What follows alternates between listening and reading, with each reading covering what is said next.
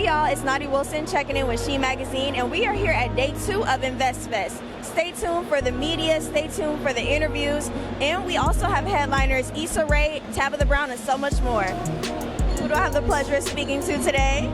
Hi, I'm Alicia Little, and I teach people how to leverage AI. I'm known as the queen of AI. Love that. And I know AI is so transformative right now. So many entrepreneurs, they're overwhelmed by AI. It can be overstimulating. So what's the first step that they should take to integrate AI into their business? Yeah, so the first step is really looking and seeing what they need in their business to leverage to like grow and scale and multiply their business. So I always say, when you can find out where your bottlenecks are, or where you're spending a lot of your time, and you're like, I wonder if I can AI-ify that. I wonder if I can turn that process into something with artificial intelligence. And then it becomes just finding the right tools to do it, knowing the right way to prompt or to talk to the AIs, and then get them to take over those tasks. And it's a game changer for entrepreneurs. I know a lot of people are using ChatGPT to build their business plans and everything under the sun. So what tools would you recommend for somebody starting up a business? So ChatGPT, as you said, everybody or a lot of people know about it, so that's the easiest one to get set up with. But it's really about knowing how to use it.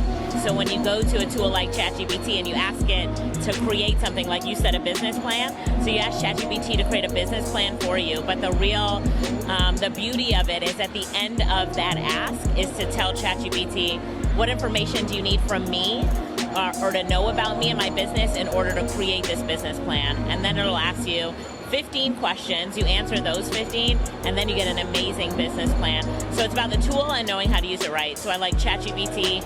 I love Claude.ai. It's great for content creation as well. And then it becomes a use case of what you're trying to do with it. So Canva is great with their AI tools. I love Lovable to create like software tools, and I'm creating websites and I have no idea how to code. Minutes a website is done. So I love Lovable for doing that. Gamma.app is really good to create PowerPoints. So it just depends on the tool. MySwiftly.app is good for voice dialing, like incoming and outgoing voice dialing with AI. So there's a lot of good tools out there. Lastly, what's one creative way that entrepreneurs can leverage AI right now?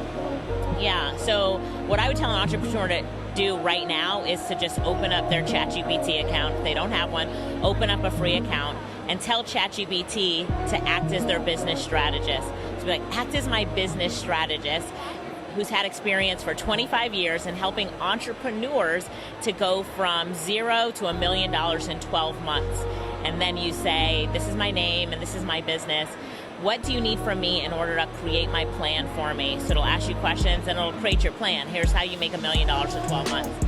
And then you can just kind of dial in on that plan and say, what do I need to do this month? What do I need to do today? Like, help me, tell me what I need to do today, and follow the plan. And then the more you follow the plan and communicate it back and forth with it every day, you're on the path to really building and growing your business with AI. Yeah, well, thank you so much. That was very insightful. All right, who do I have the pleasure of speaking to today? You're speaking to Kiana Shante. Period. I love that. And you look gorgeous, by the way. So How did your panel go? It went amazing, right? So it was amazing to talk about the opportunity to invest in Africa, because we all should know different ways to invest, because it's always what, assets over liabilities, right? Yes, I love that. I love that. I love that you're digging into the culture as well. So I have 3 questions for you. How do you identify neighborhoods with the most growth potential before anyone else can? The first thing you want to look for is the infrastructure. What's coming? If you're seeing like a stadium coming, like think about how they did the Brave Stadium here in Atlanta. Yeah. We knew they were moving up to Marietta. That was the perfect time to invest in that area. So look for major projects that are coming to a city. In order to find that out, you can always go to the development meetings. Those are public meetings for every single city. Once you know what's coming, then you know where to invest. I love that. And what's one unconventional strategy you've used to close high-value deals? Building relationships. All of my relationships have really got me to where I am. I learned that where people start is not where they end. I love to tell the story of my good girlfriend, Crystal Hazlett. When I met her, she bought a house, a humble house, maybe about $400,000 house. But we just became friends. I built a relationship with her. I maintained the relationship. I didn't know where she was going. She didn't know where I was going. We just realized we were good people. And then years later, she is this huge star on all these shows, and she has bought multi-million-dollar properties with me. So building that relationship and understanding to keep in touch with your clients. Yes, relationship building is key, especially within the Black community. So last question, how do you balance helping clients build wealth while growing your own business? What I've learned is to not just lean on one source of income. And so the best way to show people to invest in real estate is for you to also invest yourself. And also, it's all about like building something that lasts. I want a legacy. So I realized that the legacy that I want to build, and also the freedom and the soft life we want, in order to get that, you have to invest. So my biggest goal right now, invest and rest. Oh, I love that. That's a mantra. Yeah. Well, thank you so much, gorgeous. Who do I have the pleasure of speaking to today? Hello there, Tabitha Brown. Hello there. I love that. So, first and foremost, can I call you my auntie? Because I feel like I've been watching you since I was 20 years old. So positive, so uplifting. So just let me know if I can do that. Please, absolutely. I love that. So generational wealth and building an empire is talked about immensely, especially within the Black community. So when it comes to your recent ventures and your partnerships, how are you making sure that the wealth you're building lasts generations to come? You know, the biggest thing that I do is prayer, right? So my prayer is like, even when I'm praying, God, please enlarge my territory, the biggest prayer is, God, allow me to be able to keep whatever blessings you give me. And so I want to be prepared for them. I don't never try to overextend myself. I don't try to do anything too quickly. I try to make sure everything is in alignment with who I am and what I believe in. And that way I know I can keep it. Yeah, I love that. And I love how you bring God into it. So I want to pivot really quickly. Let's talk about purpose and passion. Talk to me a little bit about how you knew what you're doing today is your purpose. I really feel like God has called me to be who I am. And so I do live my life completely free. And that is living in purpose, right? Because the more that I show up completely free in who I am, the more people are inspired to do the same. And that to me is purpose. That answer. So I know you did a podcast with EYL talking about the Target boycott. So for those that might have missed it, can you talk to me a little bit about how that's kind of affected you and your business? I think that the biggest thing is that I was just explaining to them the same thing I've said many times. Excuse me, I don't want my voice to go out. Is that the Target boycott, while we all understand it and we know it is necessary, right? I'm 100% with it, I understand it. But just trying to educate people on like contracts, licensing deals versus just being in business there.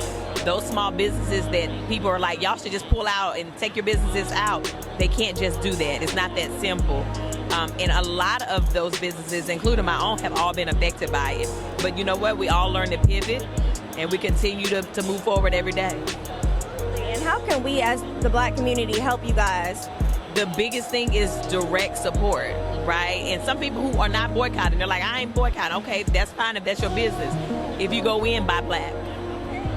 That's what I choose to do. Like if I have to go to Target, it's going to be a Black-owned brand, whether it's you getting the seasonings, Melissa Butler with the lipstick, anything to help you guys. Absolutely. So lastly, I know you have a couple of projects coming out, Churchy and Unexpected Christmas. I know those are two different roles, but can you talk to us a little bit about that? So Unexpected Christmas, I'm executive producing and I'm also starring in there. Honey, hilarious.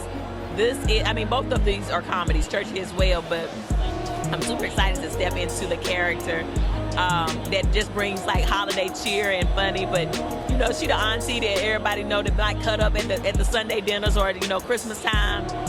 But it's also a phenomenal cast and it's a relatable story that I think most Black families, we get together at Christmas time. Some type of drama happened, some type of fallout happened, but then everybody get over it and everybody laughing.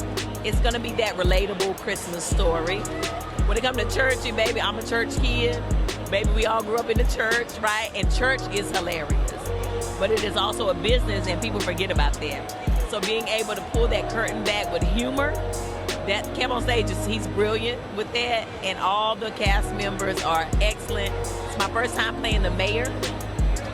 She don't play, right? But she good people, so yeah. Thank you so much, Miss Tabitha, auntie.